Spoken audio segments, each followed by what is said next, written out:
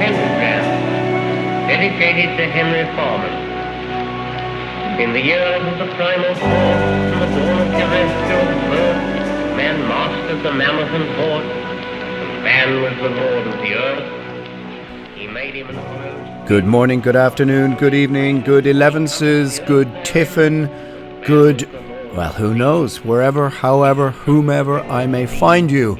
This is Alan Averill, this is Agitators Anonymous, episode 144, coming to you from a cold and rainy, pretty miserable Dublin. But when is it not in January, you ask? The answer is never. Come on, global warming, make my Januaries a little bit more spicy.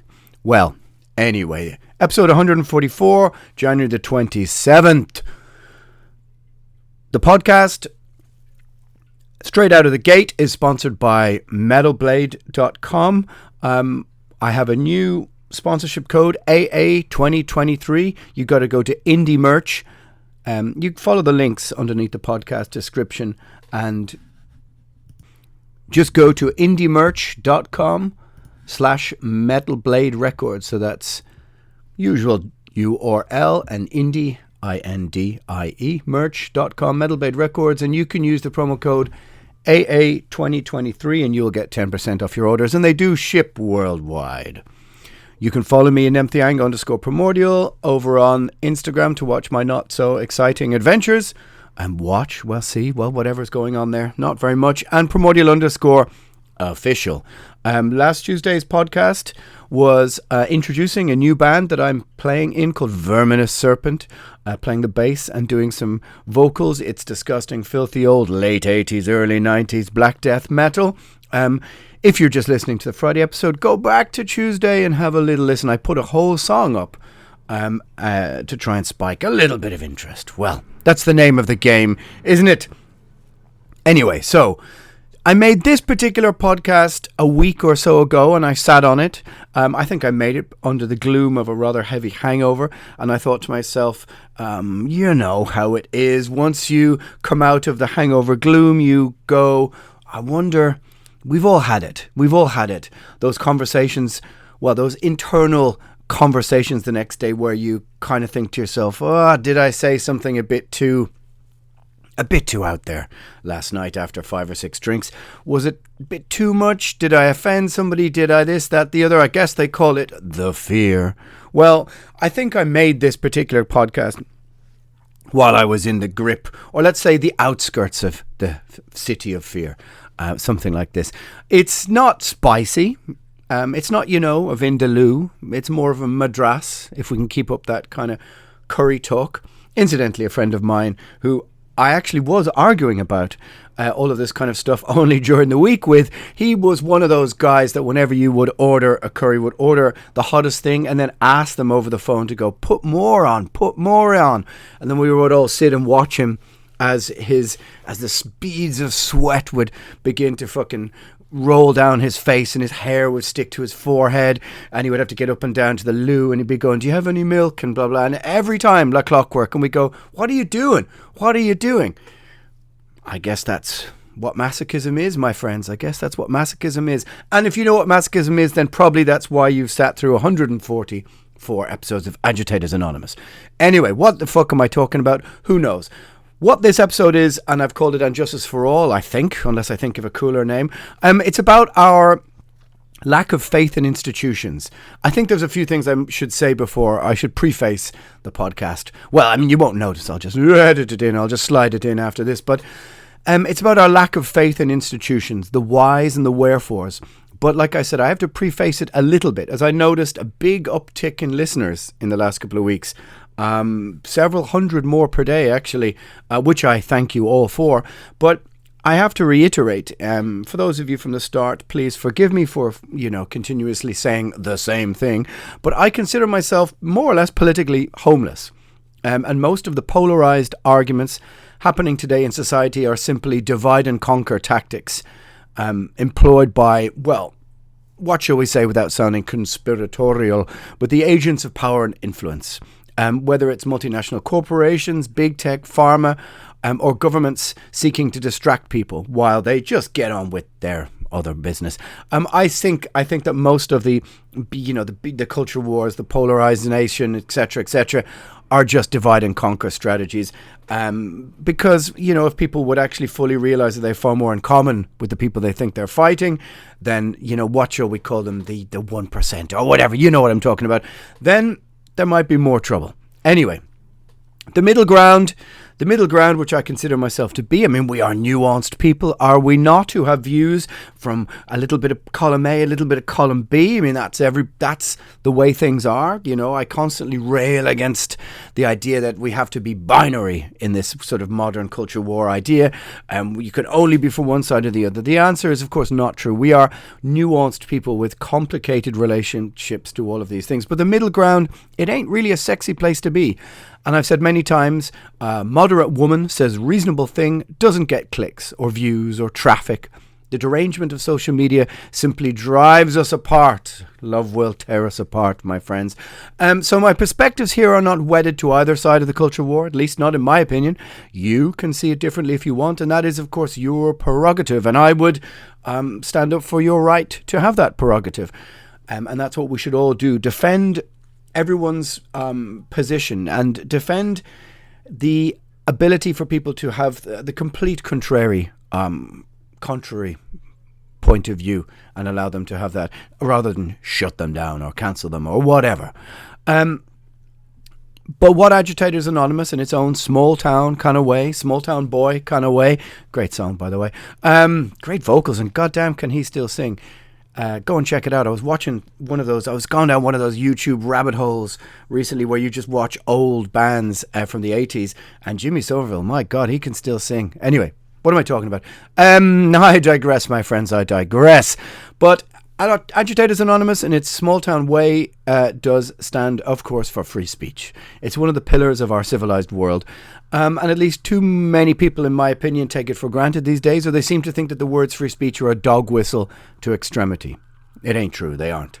Because once it's gone, my dears. Oh, I can hear a police siren outside. They've finally come for me or one of my cooler neighbours. Anyway, I did a podcast a while ago called Democracy is Not the Default Setting of Society.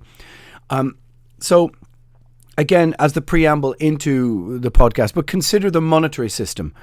If we take an institution that we all fundamentally have to deal with every, all the time, right? How can we as a society come to the conclusion that this piece of paper, I'm holding a €5 note in front of me, is worth something?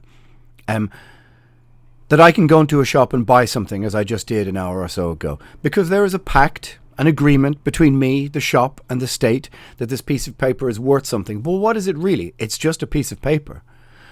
And we are inculcated from birth into this idea. It's how a functioning state runs. When these things collapse, then society collapses.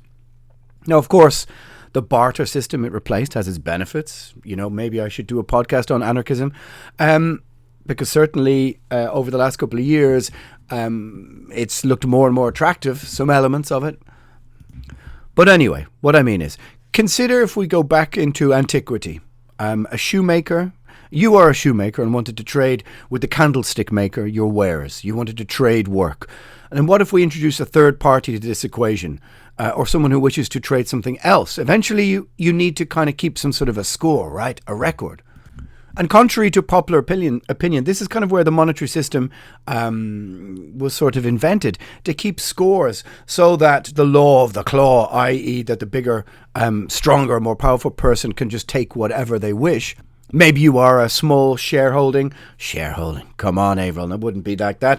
Maybe you're a small sheep farmer and you are trading something with a goat herder, I don't know, on the steppes of the Anatolian plain in Turkey. And you're slight of frame. You're a small kind of person with, not much power, not much land. And you have your 8 sheep and you want to trade something, but the goat herder is far more physically imposing. Well, then I suppose initially what the monetary system grew out of was the tacit agreement with the piece of paper that you owe this to this person for that which is the trade, so they just don't go, fuck you, I'm going to take whatever you have. Anyway, I butchered that explanation. But my point is, it's the introduction of a third party to this equation, and then all of our wish to trade something else. Eventually, you need to keep some kind of score, a record, right? So this piece of paper we agree on is worth something, the institution of finance. But what in reality, say, for example, is gold? It's something shiny that comes from the ground. I mean, to say it in a rather dumb way, but how did it come to pass that we agree it's somehow worth X amount? Or silver? At some stage it was daffodils, or azure, or salt, or any manner of natural atoms we as society have agreed have a certain worth. This is a mutual pact between us as individuals and the state. Why am I talking about all this? Because I'm just talking about when these things collapse, then society collapses. This is a mutual pact between us as individuals and the state. And what I see in places, or at least it seems to me, that the political state has revealed itself as more or less corrupt, a kind of pantomime, Hollywood for the ugly, as they say. Our faith in media, to tell the truth, seems at an all-time low. Or maybe it's just me and my cronies, I don't know, but it certainly seems so. Our state seems compromised by the power of lobbying to the point of being unable, sometimes in my opinion, to make its own constitutional decisions, or at least very, very influenced. Maybe it's always been this way. And of course, it has to a degree. We can go back to Edward Bernays and the influence of marketing over politics in 1910, 1920. I would watch Century of the Self, an amazing documentary series, perhaps the greatest documentary series by Adam Curtis. And it's one of the most seminal documentaries of the end of the 1990s. I'll put a link somewhere in the description. I get it. What I'm trying to point out is that all of these things exist because we have a mutual agreement between us. And if that falls apart, then what does it leave? If you, view the mainstream media with suspicion and wonder, well, is this pantomime, or is this just editorializing, or is it really telling the truth? Then what I'm saying is the bond between you and what we once understood as the news has been broken. And it feels more and more the truth is something of an inconvenience, myths and disinformation. What's the difference between those two things? Politics and science as theatre, paid for by lobby, but exaggerated for effect by social media and the modern news cycle. Anyway, this is something of a rant. I have a feeling I was hungover. I have a feeling I had the fear. Well, I know I was hungover. I don't know about the fear, but a fear. So it has that air of an angry, tired brain, Pinky and the Brain. Today we take over the world. Like we always tried to do. But remember, the podcast is called Agitators Anonymous. Skepticism is the only rational perspective, or at least I can see the one nearest to the bullseye of trying to find your way to some kind of truth. I don't know what I consider to be the best policy, even when I am hungover. But I do apologize if you've ever met me when I was drinking and I was a rude and obnoxious asshole. What can I do? It's called Agitators Anonymous. Right, my friends? And justice for all. Democracy, do we believe in it or not? Our faith in institutions. If you are like me, then over the last couple of years, you will have become pretty disillusioned with what we would call the democratic process. Now, I think it's pretty clear that the faith we have in the institutions of state and governance are, I think, at an all-time low. And I'm going to try and look at the reasons why I think that is. Maybe you will agree with me. Or you might not. That's all right. Or maybe you will think that I'm being paranoid and that a percentage of each generation always thinks the same thing. And that the truth is that the democratic process, however we may have come to define it, has always had problems. Much like when I say, things like free speech, absolutism, that kind of thing, it comes with problems. And that is something also that the democratic process comes with. But I'm going to try and lay out why I think our faith has become dissolved, somewhat dissolved in the democratic process, and how lobbying has compromised it to the point where your average person, I think, views politics in terms of pantomime or theatre or sports. But we'll get to that. Or maybe you're one of those people who won't see what I'm talking about. I know you're out there, although I have a hard time imagining Agitators Anonymous is one of your staple podcast listens.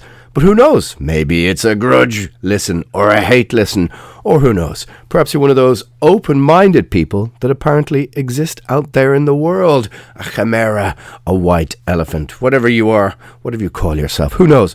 Or maybe you're one of those tiresome folks who often slide into my DMs to chastise me for being stupid, enough to use the word democracy and state in loud terms, it never worked, it's all just a facade. Again, my answer is not quite. If you weren't so absolute in your argument, I would take a percentage of that. Yes, of course, there's always been problems, and it's been curated and lobbied by great institutions of power. But to say that it never worked, I think, is incorrect. To say it works less now than it did 5 years ago, I would say is probably correct. But to say it works better now than it did, I don't know, let's say in the 1930s in some countries in Europe, or the 40s or 50s, or you look at, for example, the crypto-fascist dictators in Portugal, Spain, Greece, in the 50s and 60s, I think you could say it works better now than it did then. There's all different measurements of how we look at these things. But, again, my answer is nothing is quite black and white in terms of this argument. Nothing is quite absolute except in the world of Agitators Anonymous. Anyway, certainly, the most modern example is, I think, objectively, democracy, human rights, or civil liberties were in a better state before the pandemic than after. Every government I've looked into or talked to people who live under its structure, mine and yours, introduced emergency powers that directly affect you and will do in the future without sunset clauses, which means they weren't going to end when the whole pandemic and lockdown ended. You were, by percentages, I would say, relatively freer than you were 5 years ago.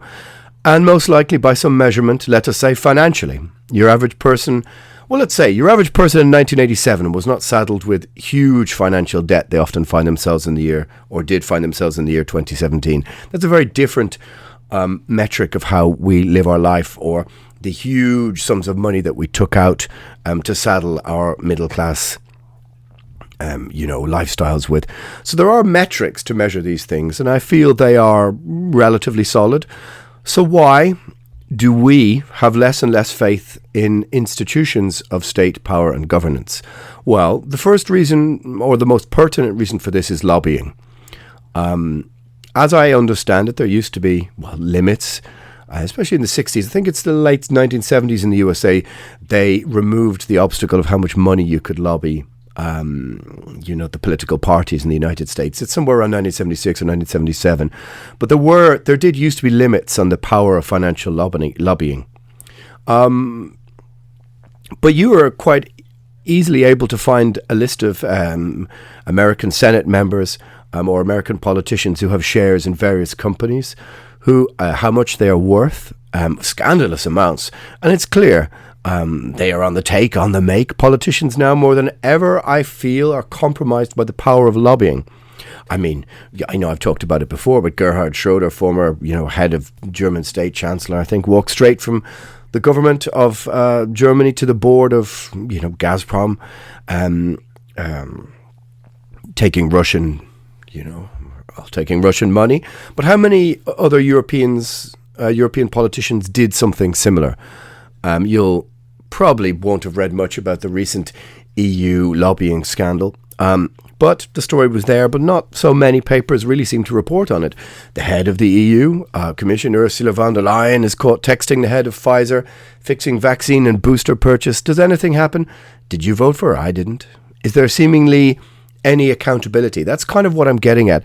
It's the mixture of the power of the new sort of lobbying agenda, mixed with the idea that for these people in positions of power, there isn't really either any accountability, or the system of democracy never really seems to deal with these things anymore. It seems like, it feels increasingly like there is no jeopardy anymore.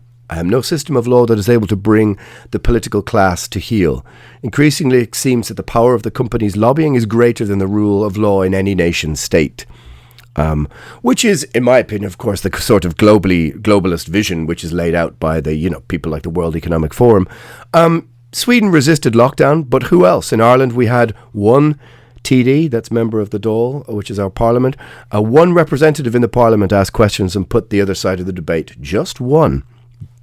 I would contest that the power of, for example, the pharma lobby is on some level greater than the power of the Irish state to resist. Or at least in the perfect storm that was lockdown and the pandemic. It seemed to be.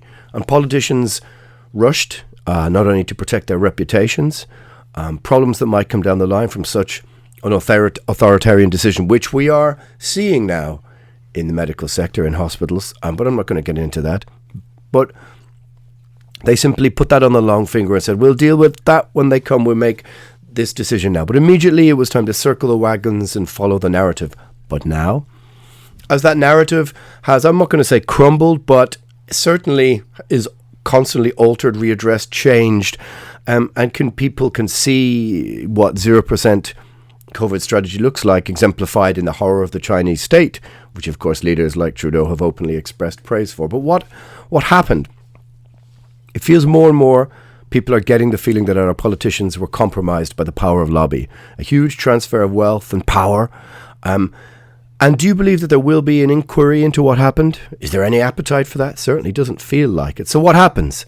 Most people can remember, for example, being told that this came from a wet market, despite the fact that there was, gain of function research labs in the area of Wuhan in China studying exactly what escaped.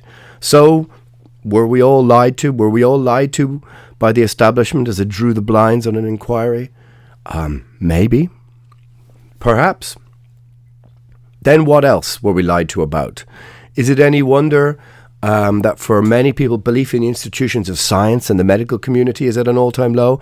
And that is not a good thing. That is really not a good thing. I'm a firm believer in the power of science, in scientists and their research. But did we learn that maybe the funding of their research compromises their ability to tell the public the truth?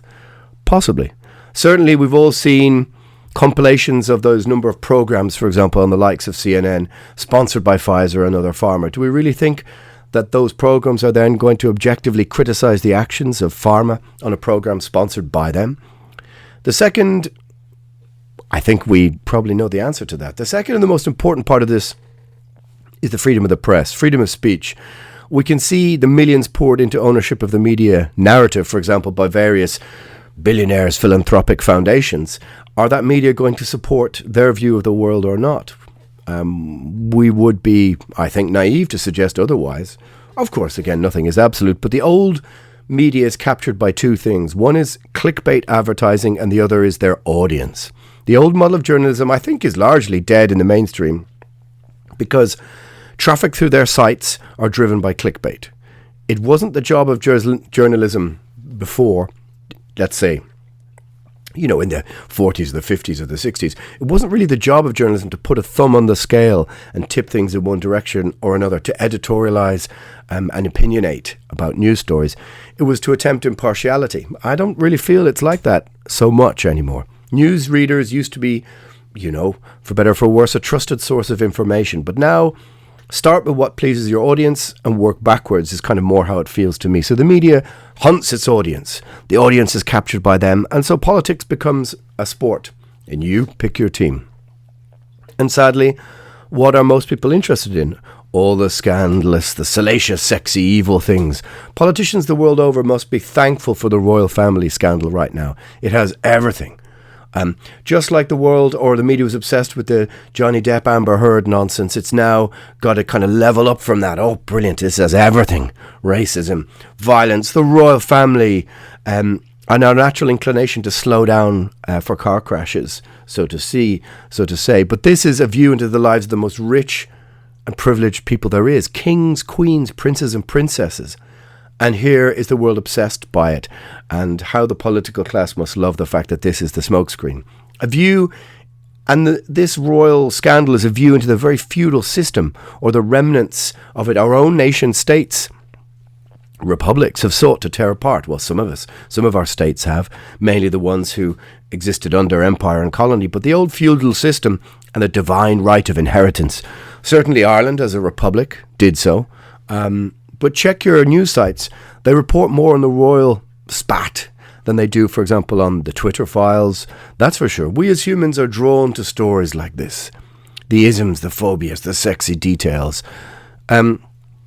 So, collusion between pharma, tech, deep state and government is generally, it feels too complicated. And certainly too complex to be portrayed fairly by media outlets that have been captured by their audience. The audience of most, let's say, for example, left-leaning outlets now has a new bogeyman. His name, Elon Musk, who they were singing the praises of a couple of years ago. But despite his awkward commitments to freedom of speech, I still don't quite know what to make of the guy. And I admit his rather confusing backstory and intentions. Freedom of speech is now, those three words are somehow a right-wing dog whistle. How could that happen? I would advise reading 1984 if you want an Orwellian answer to all of that. But surely more speech is better for the conversation. Or would people prefer if Raytheon and Lockheed Martin and other munitions companies own Twitter? It seems so sometimes.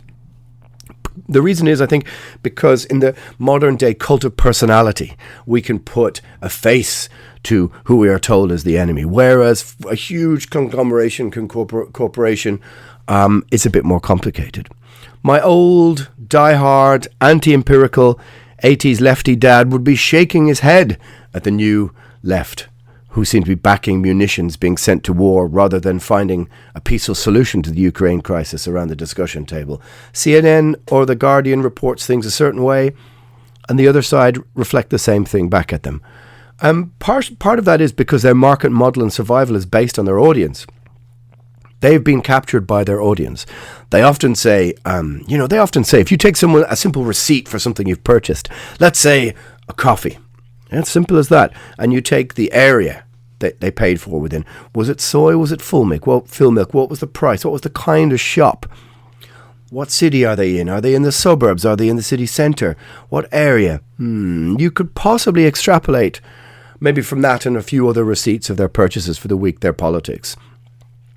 But I sense and I feel it shouldn't really be that way. And I think that for a percentage of people who aren't out there wading into wars on Twitter or taking online life that seriously, they are complex people who have beliefs, ideas and politics that straddle the middle ground, or they're part A, part column B. And that doesn't really fit into the binary narrative they're told. They belong partly to both sides of the argument. You can, for example, have voted for gay marriage, but also not want an open door policy on immigration. You can have both of those views without being a traitor to either cause of the binary choice you've been siphoned off into. But yet, we are constantly told there is only a binary choice, and holding common ground, if only for a moment with someone you've been told is evil, is a cardinal sin.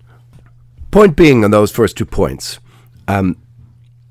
our media, which we can see as lobbied, preaches to its base. But it feels like people are switching off and looking for other sources. And it does feel like we're entering a phase where old media and these huge lobby groups are going to wrest control back of everything and label any opinion that they disagree with as dis or misinformation. It seems to be already happening, right? What does that mean? It could simply mean having a different opinion to these power bases can now be labeled as misinformation. I mean, I kind of think this is clearly what they want, right? At least this is how it seems to me. So proper journalism has a financial model. It does have a financial model to survive, like, for example, Substack. And Matt Taibbi being a good example, the guy who released the Twitter files. But if you're on his Substack and take a look at his writing, it's been amazing over the last decade and a half. But he's a good example of what I would consider a proper journalist who upholds the principle of, I'm here to hold power to account, not to get into bed with power of any sort, so to speak. Now, for some people, of course, who've decided they hate Elon Musk, they might see that as being compromised. But if you're given this wealth of information to impartially release to the public, that's kind of what journalism is, right? You don't editorialize it. But it doesn't, what he writes on his Substack doesn't reach your average person via the broadsheets. That's, I guess, the reason why he's such an active talking head on social media. But right now, for example, our own media here is struggling with the hospital admissions narrative, an excess death mortality rate issue. Without treading on that particular narrative, it's clear that to report on things in an uneditorialized way would be to contradict itself and its own narrative guideline from a year or two ago. And does it feel like there's any real investigative open journalism happening anymore? Maybe I'm wrong, but it doesn't feel like it to me, because the market model is somewhat compromised and their audience capture has compromised the ability to be moderate and hold the middle ground, or at least to not feel the need to editorialize, to preach, to teach you a lesson. And then, of course, my view of that is probably also compromised to a percentage by my own internal bias and how I am played by the algorithm. I can also admit that, but what are the percentages involved? That is the question. We have no shared narratives anymore, I feel. I spoke about this once before. We once sat with our families and watched the news. I used the example several times because it was so impactful, but of the famine in Ethiopia, that devastating news report back in 1986, it mobilized my own father to go and work there and help fix their transport structures to move food around. But as a society, we shared that moment and its impact was huge.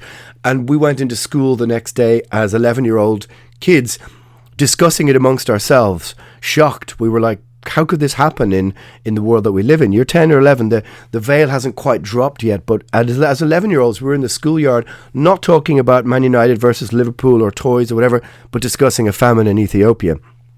This was a huge narrative, and we shared this moment as a society. Now everyone kind of has their own vision and version of the news. The algorithm is curating it purely for themselves, in their phone, waiting to trigger their bias and capture them each day with the attention economy. No one side doesn't necessarily even hear from the other. But take, for example, the predicted death toll as the pandemic started never quite came to Africa, right? Now, why was that? It quietly just became a non-story.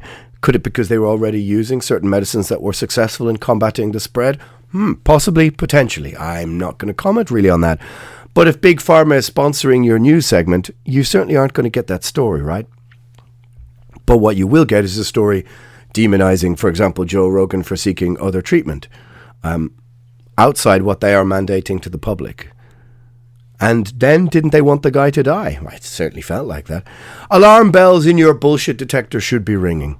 And also, they also should be ringing in other ways as well. You should be going, Alan, shut the fuck up. I'm staring out the window here and it looks like a nice day outside. I need to get out and get some exercise rather than listen to you talking bullshit. Also accepted. It certainly seems as if we, the public, have less and less say. The political class over the last couple of years have enacted emergency powers. Were you asked or about or consulted about any of them? Certainly not. It's for your own good, we were told. And now, as certain narratives unravel, a lot of people are wondering about the wisdom of what was done. But most people were scared witless. Because for the political class, democracy is kind of annoying, right? Certainly it feels more like more and more decisions that concern you and I or your kids' future are not even acted out with the democratic principle of us being consulted. Unelected forums and groups have expedited their control over the system over the coming years, and it clearly feels like the structure of democracy, for what it was worth, has been carefully deconstructed and been sold to you with your own safety as the main concern. Look, don't worry your pretty head about it. It's too complex anyway. Did anyone vote for any of these things? So a growing percentage of people are wondering what their place is within this structure. I mean, of course, democracy, as I said, what a vast topic that is, that an idiot like me can only sort of speak to in somewhat ignorant terms. But democracy has always had its problems, and I certainly believe that for it to thrive, every government should be afraid of its people, not its people afraid of its government. That's called authoritarianism. There has to be accountability and some other moral recompense. To me, it feels like this is partly gone. If another lockdown, for example, was declared, for whatever the reason might be, will you be consulted or asked? People also have difficult and complex lives, and this is something that, to bring this down to a more human conversation, but kids to bring to school and feed when they get home, and trouble and strife. Just the daily rigmarole of life gets in the way. I have the time, and this is what leads me down the road to trouble, to thinking about these things. But after a hard day, people just take in the narrative, tired, weary, just want to get some food in, sit down on the couch. So when you tell them, hey, that particular radio station or newspaper has received funding from this particular billionaire's philanthropic fund, so therefore, you know, that thing you're reading or looking at, I think it's probably compromised to some degree. Oh, they're either too weary to argue with me, they can't quite get their heads around the implication, or they just, if they open that door, then this unlocks a whole lot of other things. take, for example, I have two different groups of friends. One, all have children, the other don't. And they're both educated, they're clever people, both of these two particular sides of, these two particular houses. And for the one with the kids, they are far less likely to open the door to considering any of these things because their lives are much more hectic and full of their kids' lives. And they also can't believe that the institutions of state would lie to them, for example, in the way that I'm implicating. Not necessarily saying everything, of course not. But what I'm implying is, like, if we open the door to that, then where does it end? And I have to believe that my children grow up in a better world. Whereas for the group of people without kids who have the time and the space, they're far more inclined to take their own personal liberty and freedom, I think, much more seriously, to think beyond the parish, so to say, and are open to suggestive ideas about what other people would call conspiracy theories, or the idea that there is a sort of globalist vision for the world. But one house will call the other, you're just a conspiracy theorist. They'll reach for the easiest, bluntest tool. But the reality is that we're all affected by these narratives, but it's just a case of where you sit in life. I certainly believe it's a complicated situation, and part of the reason why is because we're all receiving our own particular, we're all looking at some of the same stories from a different angle, or they're curated differently, they're editorialized. That's a complicated word to say, editorialized. No, I got it wrong the third time, but you know what I mean. Part of something else that's also contributing to our lack of faith in institutions, I feel, is the ongoing war on reality. If none of us can agree on basic foundation principles in society, the building blocks of our understanding kind of crumble. And it's perfectly designed to divide and conquer us, played by the institutions of technocracy. Now, I've said before, I'm what you would call a man of science, or a believer in the scientific method. But as I've already outlaid, of course, the spokespeople for what we are told to follow can also be compromised and lobbied because of their funding or their political affiliations. But if any of you haven't seen the documentary about the tobacco lobby and the people hired to tell stories to the public, you should watch that. But increasingly we are told, for example, this kind of war on STEM subjects, that maths isn't what we're told but a construct, that biology isn't what we thought, that essentially nothing really means anything, which of course leads to chaos. And the agents of chaos, quite simply, I think, want to remake society. They want to tear it all down.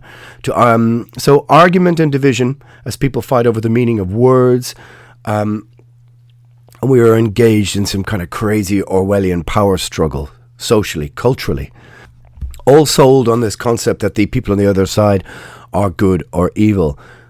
All, in my opinion, let's say, cheered on from the sidelines by, let's call them the 1%. It's a bad description, but certainly if you are attempting to reshape society, then dividing it makes it easier to conquer. We're engaged in a decade-long, specifically if we consider the derangement we are all dealing with because of social media, a decade-long war on reality and our grey matter. Encouraged, to live as our avatars, to see the other, as I said, as evil and other them. And once you other the other side, you can justify great evil perpetrated against them. Remember a year ago or so ago in the public sphere, the people championing the building of camps to send people depending on their decision whether or not to take certain medicine. Camps in Europe to send people based on a medical judgment, a decision. And I knew people who had been so filled with the propaganda who were like, yep, that sounds like a reasonable idea. Camps, health camps. Well, why not re-education camps? And maybe you've forgotten, but certainly there was an awful lot of people. I knew people, and there were people in the mainstream, there were people online saying variations of this thing. These people, they have no right to rights. Now, of course, Agitators Anonymous does not deal generally in absolutes or black and white arguments or in 0 to 100%. The truth is always in the middle. It could be 27%, 71%, and it fluctuates. I personally feel, as I've often said, politically homeless. But I sort of refuse to be bound by these partisan binary choices. I kind of refuse to be drawn on one side or other. But I can tell you, building camps to send people who disagree with the state or whatever the criteria is, you only have to go back so far into human history to see where this thinking leads us to. It leads to the darkest places in human history that we can possibly inhabit. And make no mistake about that. And yet I knew clever people who sat opposite me in the bar, well, when we were allowed into a bar, who were kind of vaguely incandescent with rage, who were on that path. Yeah, well, you know, they've given up their right to have rights. Maybe it's just the amount of information that we take in, but certainly it feels like politics is more of a sport now. It's more like pantomime, it's more like theatre. You pick your side and you just watch. I mean, Trump was the perfect example of that. He just a wrecking ball, a bull in a china shop, and people kind of voted for him out of, partly petulance, humour, many other things. They just were like, yeah, get in there, fuck the place up. Because I think so many people are dissatisfied, they're disengaged, they don't feel that anything actually speaks to them, or that anything that they're going to do really has any direct say in they're not active within politics anymore. Politics doesn't really speak to them. It's become like a sort of in the main body a sport, while behind that I think the sort of globalist vision of the world gets on with what it was trying to do in the first place anyway. And it's hard not to feel cynical towards it. It's hard not to feel that regardless of whatever you vote in, that it's not really going to have that much of a difference. But that sense of apathy, I suppose, is what allows these things to sneak in by stealth. And before you know it, the slow erosion of your liberties and conformity. So politics becomes a sport. I support Team A, you support Team B. All right, we watch our politicians online, on YouTube or on the TV, and they often get 20, 30, 40, 45 seconds to score a direct hit on their opponent, much like a game show. And then you kind of cheer on a bit from the sidelines and go, oh, okay. And then a day later, there's something else is occupying the news cycle. So how do we find a news source that we can trust? It is relatively difficult. Of course, the name of the podcast is Agitators Anonymous, so I'm sort of more interested in those kind of things. Like I said, if it was the Asher, it'll be grand podcast, and I just was on here talking about the best way to make a cup of tea, or that you should go out and walk the dog and, take a little run for yourself. You would probably be in a better state of mind than listening to the things I'm talking about, but it's a bit less interesting, isn't it? How many of you were confused and bemused and amazed by all of the crypto conversation? How many of you were or knew crypto bros? You got emails from them, messages, all sorts of things saying, you got to get in on the action before it's too late. You got to get in. I know I every other day, it seemed to me, I had a crypto bro sending me links to this, that and the other, and I viewed it all with skepticism, never really quite understood it. And when I did try and understand it, my opinion was that how is the old traditional system going to allow this to take place? My feeling was that the powers that be in the world are going to take one look at crypto and go, how do we A, get in on this, co-opt it, or shut it down? And it seems to me the whole collapse of FTX and the Sam Bankman-Fried, this huge contusion that surrounds crypto right now was somehow part of taking it down. Hard to say exactly, but you all know exactly who I'm talking about. You got to get in on the action. Huge amounts. I know people who lost tens of thousands of euro, but I don't know a single person who came out the other side having made anything. They all lost. Were we just all had? Were we all just played? No, you didn't really understand it, said a friend of mine. Yeah, you're probably right. And I have one particular friend who still preaches the gospel of it. And I said, okay, but how is it going to be possible to buy a loaf of bread? I think that's the concern of most normal people. Oh, it doesn't really work like that. Okay, well then how is it possible for it to speak to regular people? And again, it seemed to me the confusion of the narrative between point A and point B just got too obtuse for most people, and they still can't figure out, they can't penetrate the fog of what it actually means or does not mean. And maybe it's a very good example of any modern narrative about how difficult it is to get right to the bare bones of it. Because in principle, the idea of a banking system that isn't controlled centrally sounds incredible. It sounds great. But how does it affect our day-to-day in the real world? Again, quite complicated. And I certainly never quite understood it. NFTs, non-fungible tokens, how could they even be a thing? It just seemed so dumb to me, just looking at these people paying tons of money for little animated pictures of animals. It seemed to be so emblematic, such a symbol of where modern society had gone, watching dumb, vacuous celebrities show off pictures they have of small animals on their phone. But yet again, I had people who swore by it. Again, all very quiet now.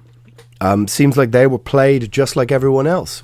This, I think, is part of the narcissism of social media derangement. We have, over the last couple of years, all declared ourselves at times, experts.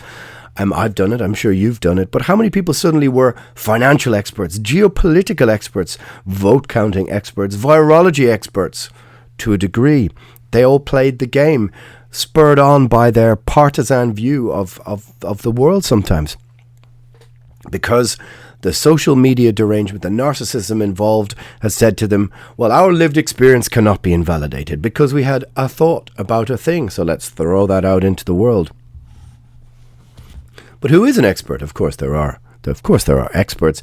But often we see them on TV. They're given the 30 seconds to score a direct hit while shouting over other such experts. And again, it's part of the pantomime, part of the sport, perfectly played black propaganda. If the narratives are always obscured with misinformation and disinformation, then who knows what exactly is real? Is anything real?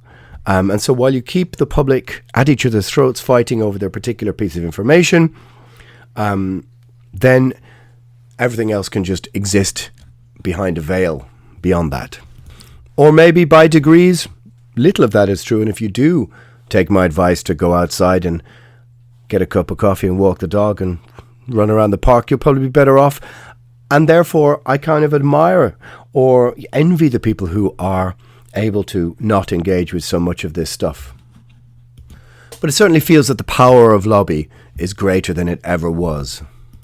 The power to be able to control media narratives, the people who influence them, it feels greater than it ever was. So what's my advice? Take a holiday while you still can.